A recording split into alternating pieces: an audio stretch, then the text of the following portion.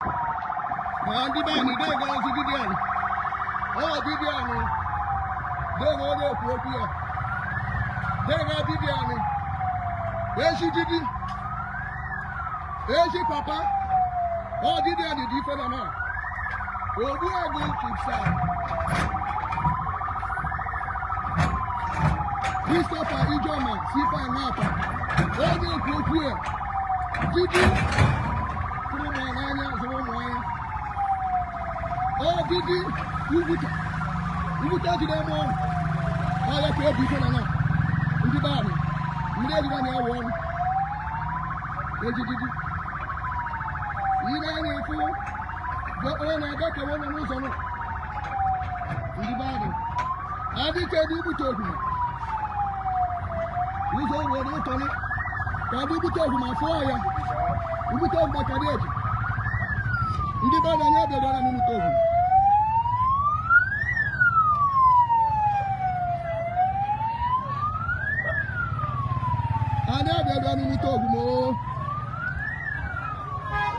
Ndị be anyị mụta ọgwụgwọ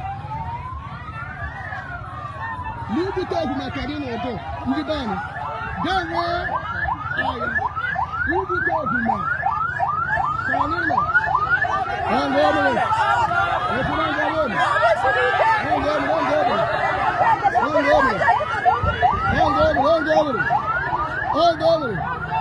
ndị be anyị ọgwụ ọmụrụ Eji Didi ka ọgwụ ọmụ Ubuta uri Didi n'ile ikuku na nani mara ka Didi mee Didi mee ya Didi anyị ọgwụ ọmụrụ Eji Didi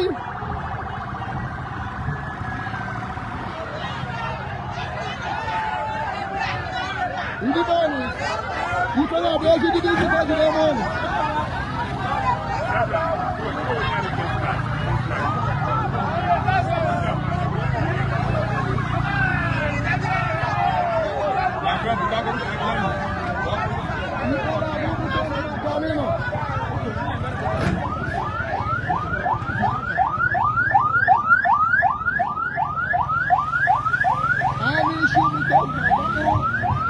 Inside your clear. And the banner, immediately I want. You can't count up the penalty. Yes, he did it come. And the banner had the money. On the other.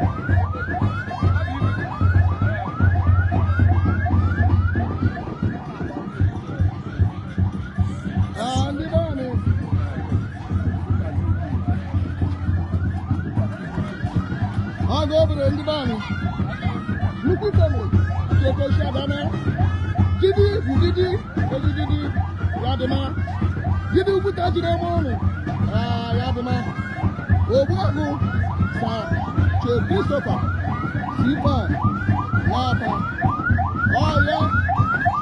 ọya biko na-edechi n'obodo bụ nkosi adana nnukwu mmadụ Didi anyị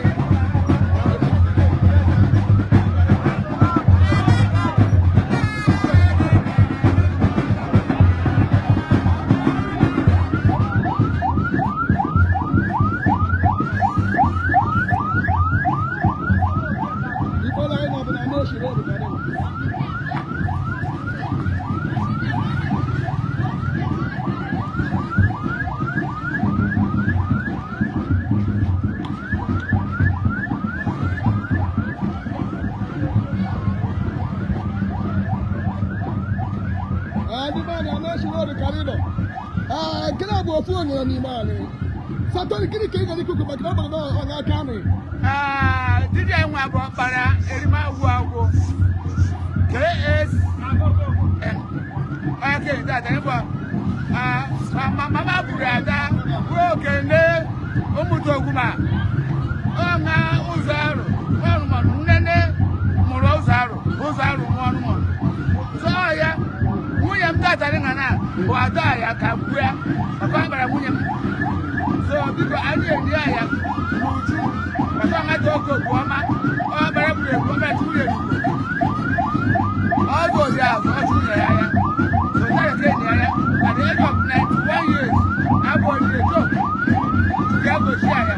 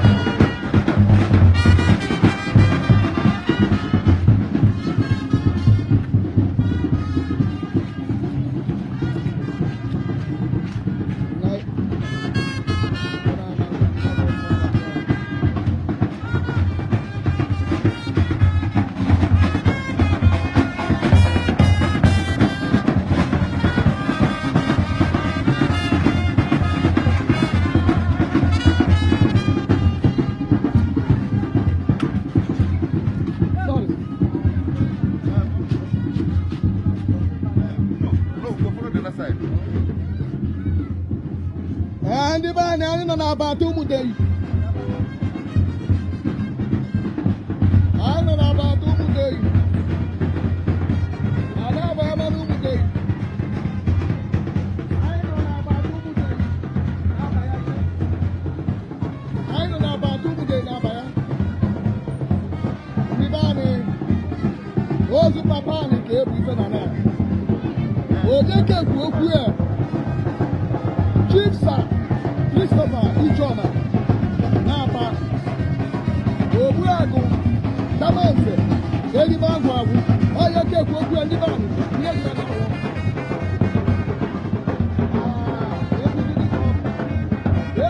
na ejidiri ugwuta jide eme ọrụ ndị be anyị okwu dị na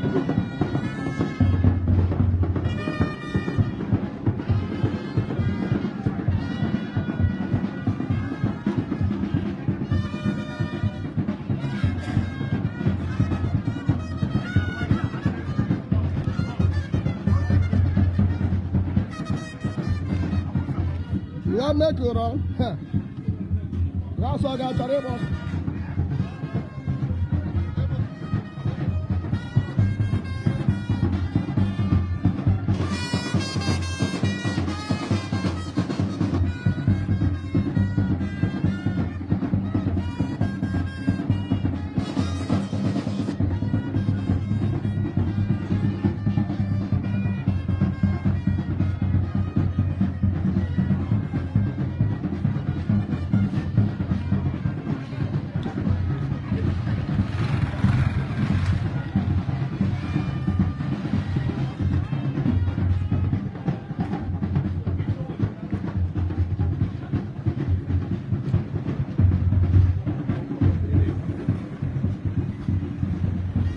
ndị be anyị nọ n'obodo anyị si obodo ebe ya bata ọzọ n'ụka ya ndị be anyị ndị abatụ onye ị na-ewe nwoke na ji anyị nnukwu ife mere anyị ndị be anyị na ogbutara ị na-eke ife na amịrị n'iwu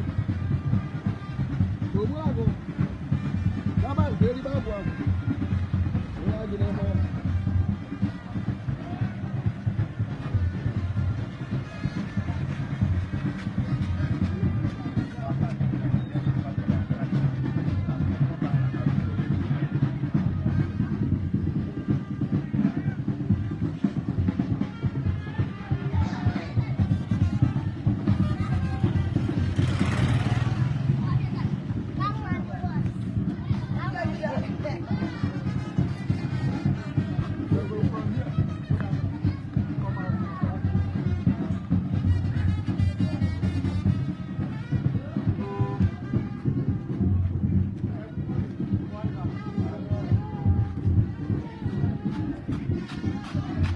ndị be anyị anyị elu na afọ ụmụdei ọzọ anyị n'ọdọ ụzọ anyị ejije bụ abatụ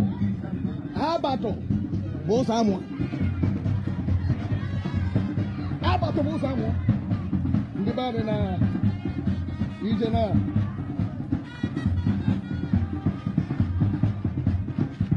anyị takwa ya dị ka anyị ọzọ Ogbuagụ Damanse Elibe Agwụ Agwụ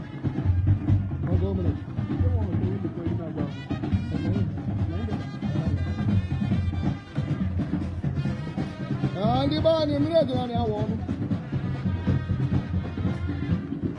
ndị be anyị na-enye afị ụmụ osu adabere m n'afị anyị nọ n'afị ya tata abụghị nkwọ ọ bụrụ na nkwọ ga-eju eju denye adị mbikoro kedu abụ etiti nwatakịrị ndị be anyị anyị aga abanye ma ọ bụ ụzọ ejiri abanye abatụ ọ nga o mere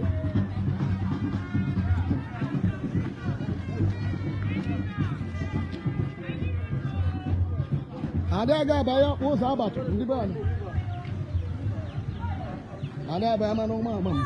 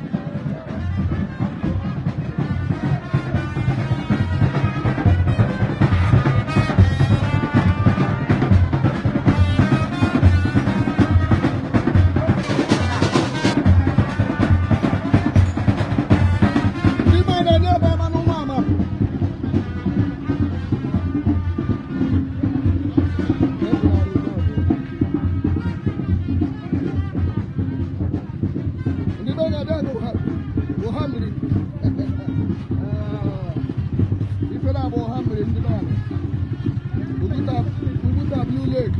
What about Blue Lake? What about Blue Lake? What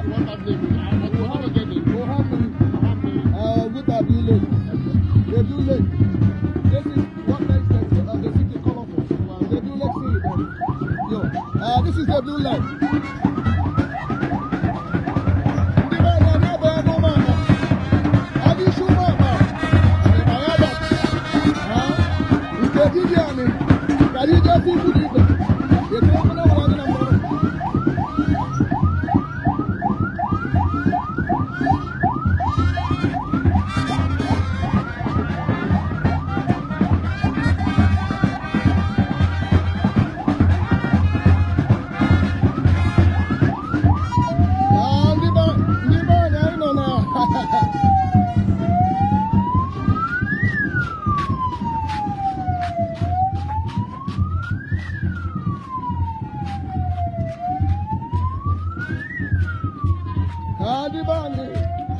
Ndị be ga anya erumara na abatu o. Anya eru na abatu.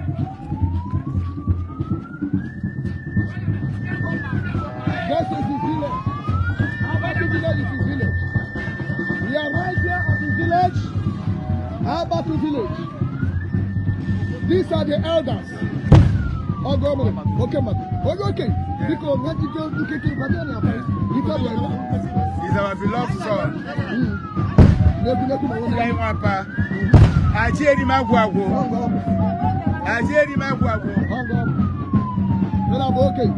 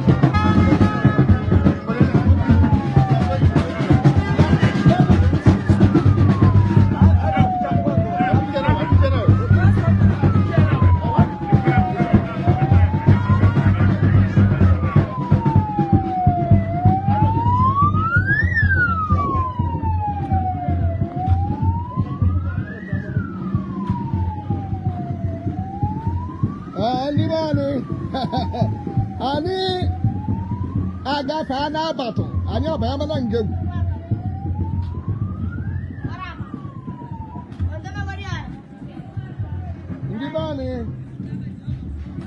Ndi ba wa bata afucha na ya. Ndi ba ni abata afucha na. Ani adokpuru osigbo nje. Ani adokpuru ma. Karijeme. Iba ya na Plantation Road. Uza ye upa ya ekiri anya nke ikpeazụ.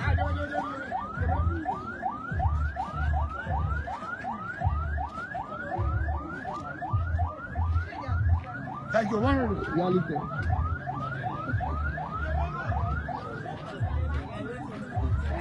Ndị be anyị atụtụ anya anyị o maka Ijeoma.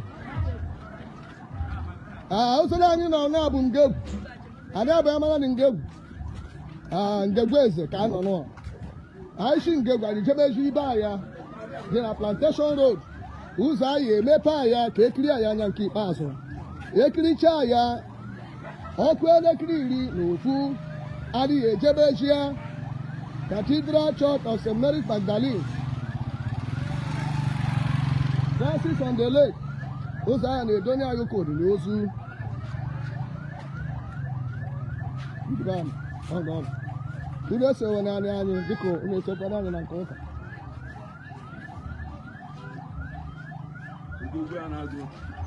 Hold on.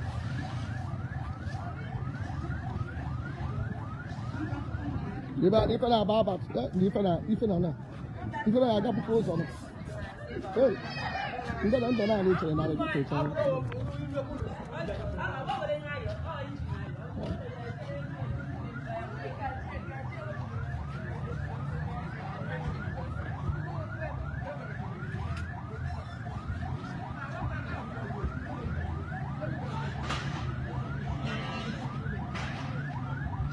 Okay.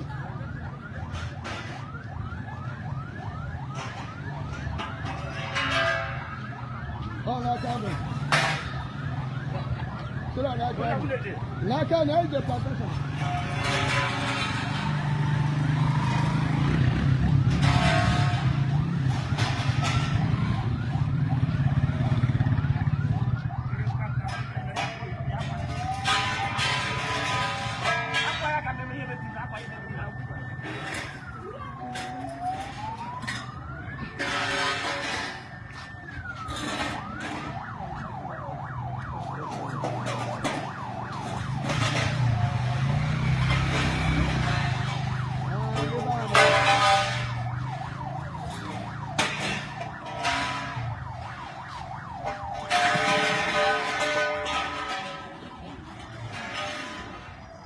I don't know Ngegwese. Ngegwese kanino pompen. Na Ngegwese kanino. Ngegwese kanino afuna ezigbo oyim. Pastor. Go mere. Ademma. Oke mmadụ dara n'ugbuta. Ogbu agụ Damanze. Erima agwagụ. Sa Christopher Ijeoma. Sifa Nwapa. Onye ebe ozi a na-abata gị. Bịa pụga n'ụzọ n'ụwa. Pụga na kesi dị. Ndị be adị fena bụ Ngegwese. Kedu abụ Ngegwese ka anyị nọ na? Kedu abụ Ngegwese? Ndị be anyị adịghị adọkpụrụ. Jebechia plantation. Chiama, move to Motoga, oh. Move to Motoga, move to. No, hapa, wait a minute, hapa.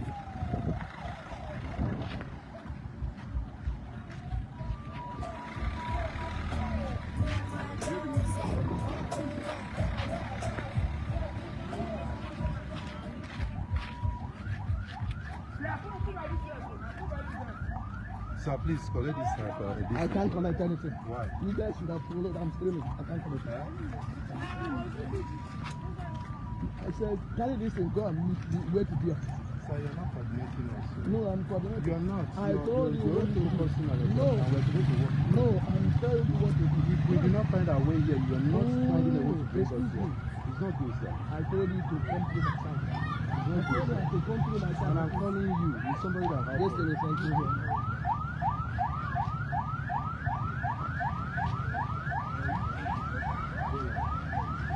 Move around the horse.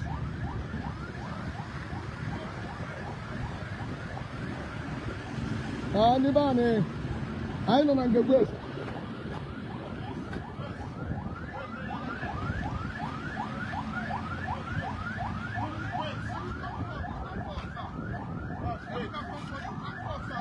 You come front. Hello, you come forward.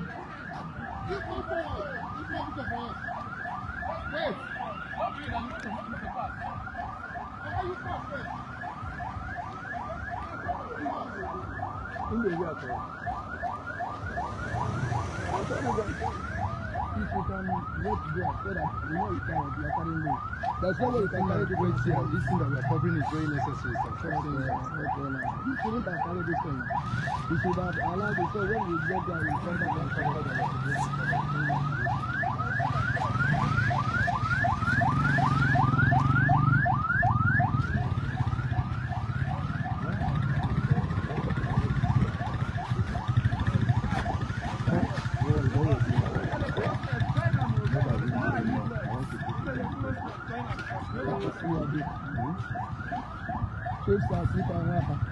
yesterday was service of today. That's very enough.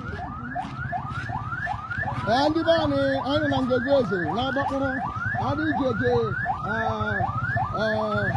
plantation road. Today, the go.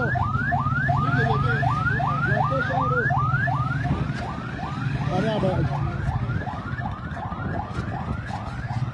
About the plantation. Even here in a plantation.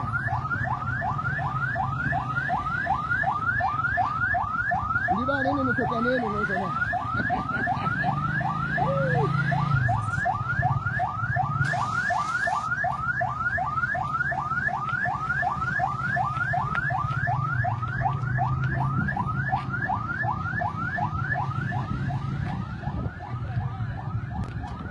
Liba nya ba manus obu search na ba plantation.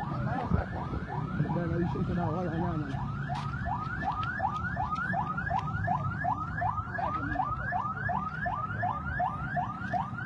If not be there, I want to this guy show me I like to make a share up one. I'm going to get it there.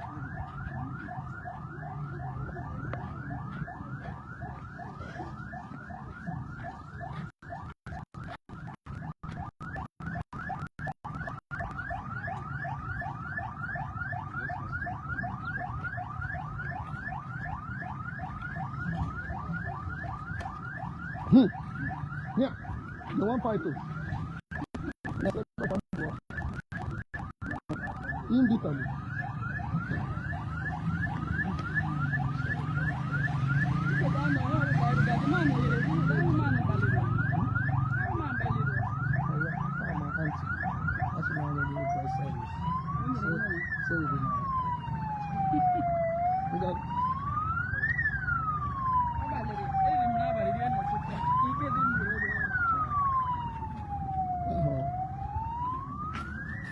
Iba na Ijeoma na plantation road. Iba na plantation ife na ma bo o se shi na baya ya.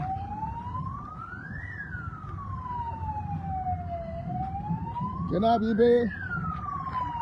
bibe ajendo ndendo.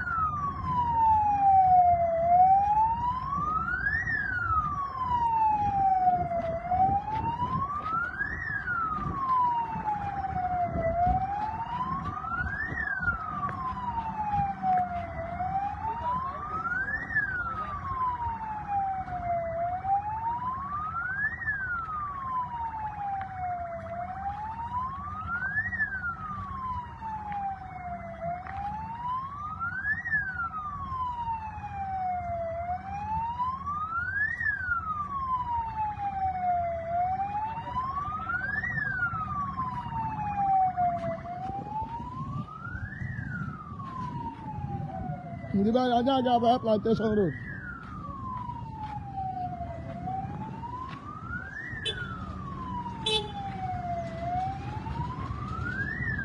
Anya ga ba plantation road. Anya ga ba mi ba.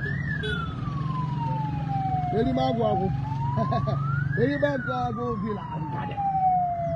ga-aba ya.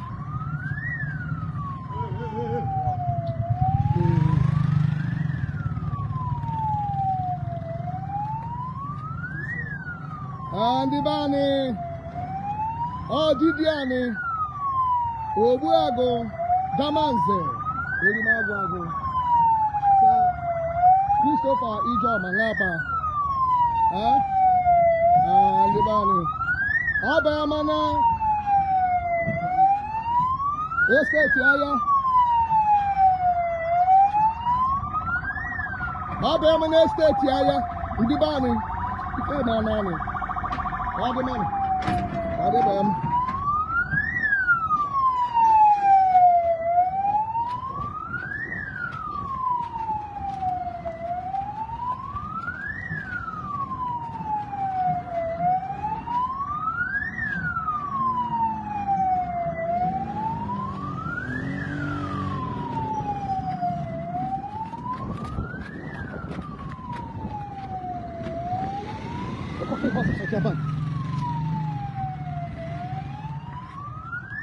ndị be anyị ọ batama n'ibe ya abatama na geeti ibe ife na-abụ esteti ahịa Erimagwagụ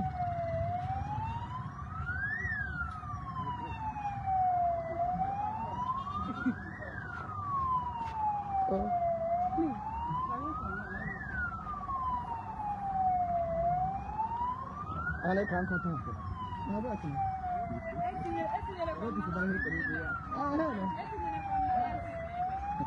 I don't know, man. Hey, Shaman, hey, Odogwana, Okomelo, Codibasia, Nukumado, horse and a chocolate bottle, also one, the many horse of horse on one. Very far, me far. I said, Odogwana.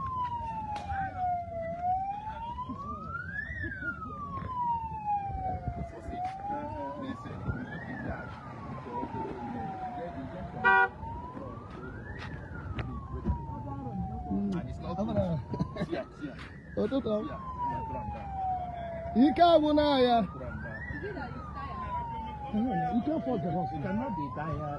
It's the drug where they give them. Understand? And it's now done the first all the pain head. If you force up more now, that off the back Bite or even. What do you want to do now? You want to go closer? Ndị be anyị anya abịa na steeti didi anyị ife na-abụ esteti ahịa ụzọ na niile bụ ya nye ndị be anyị ọya ụzọ na-abụ Erimagwagụ na ụzọ na niile didi ya kpọrọ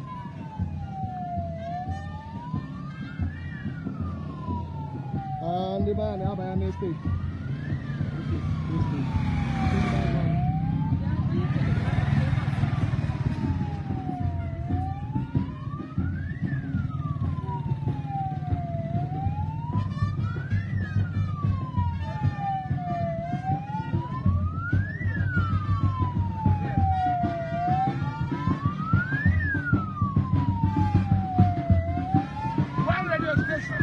Number 1. Yes, I'm here, and you're there.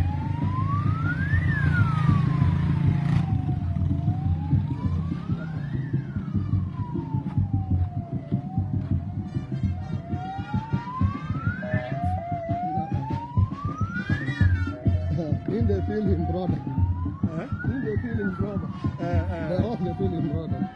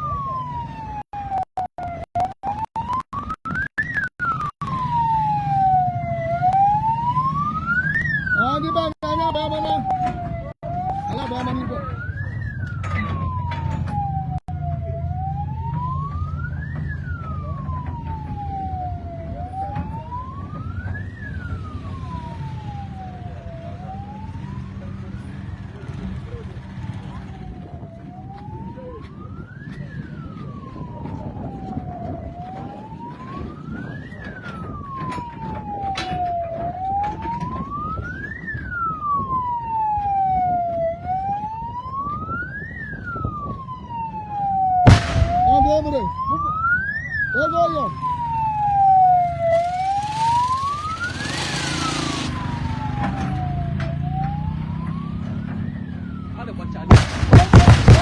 Egoyibo. Ogabu. Ndị be anyị. Jide anya n'obi ọrụ.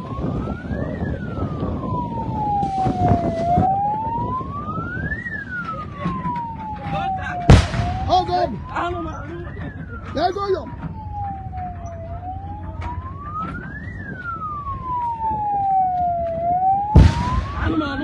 Egoyo.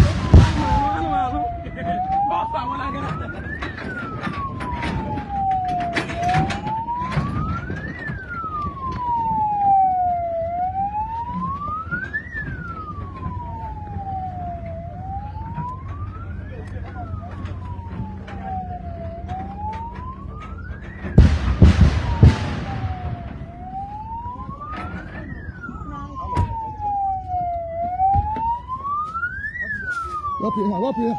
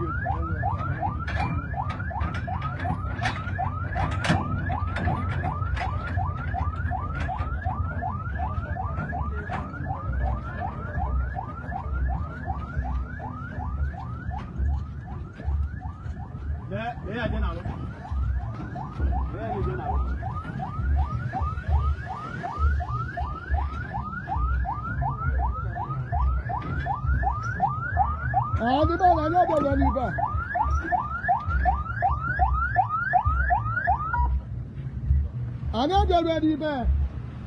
I know that take a man and go on him. What have you been doing? Did you have your one?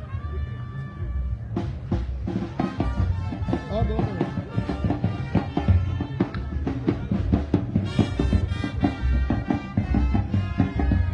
Every now.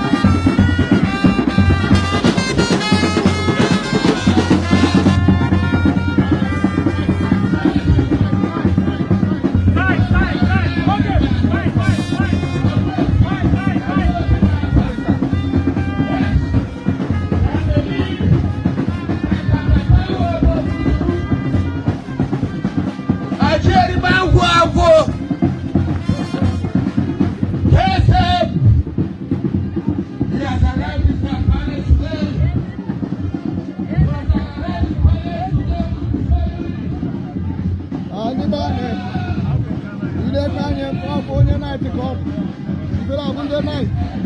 What happened the night? They everybody have to find it. Yeah, you came on over. Oh God.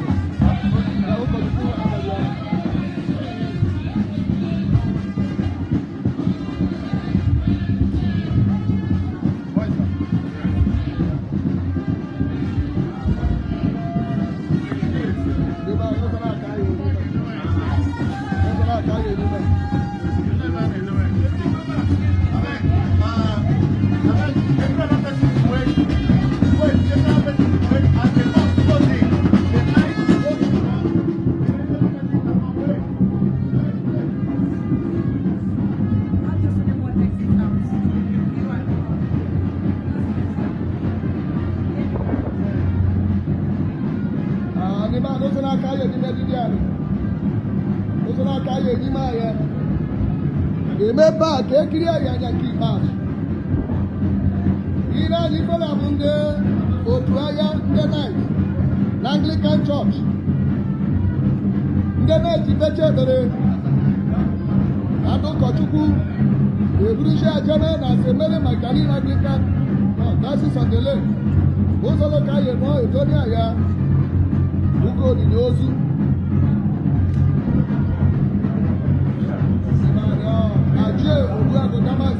Chiefs and Christopher Ijeoma, C5, Nwapa, Ajeri Mabuabu. Please, the camera, you can stay one side, allow the night. Just stay one side, this side. Okay, or stay there. The night, you need to this side.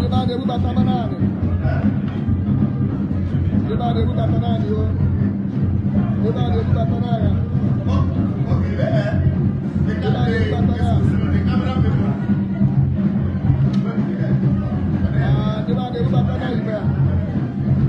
So people, the camera. Get nice, more space. Yes. Get nice, more space, more space.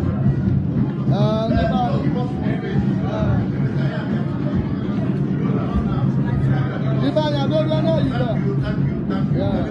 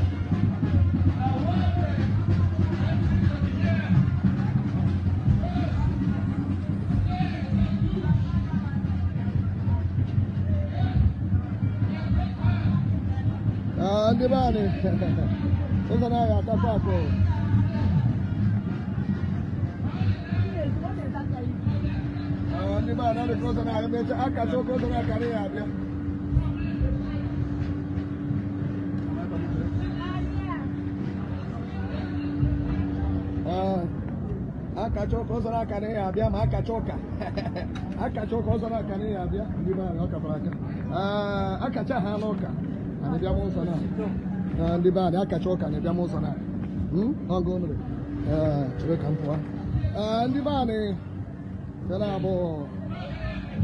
abụọ oge ọ bụ damanzi kele abụọ oge ọ bụrụ damanzi ọ dị isi ịbụ damanzi n'Ugwutu ogbu agụ ọṅụ ajie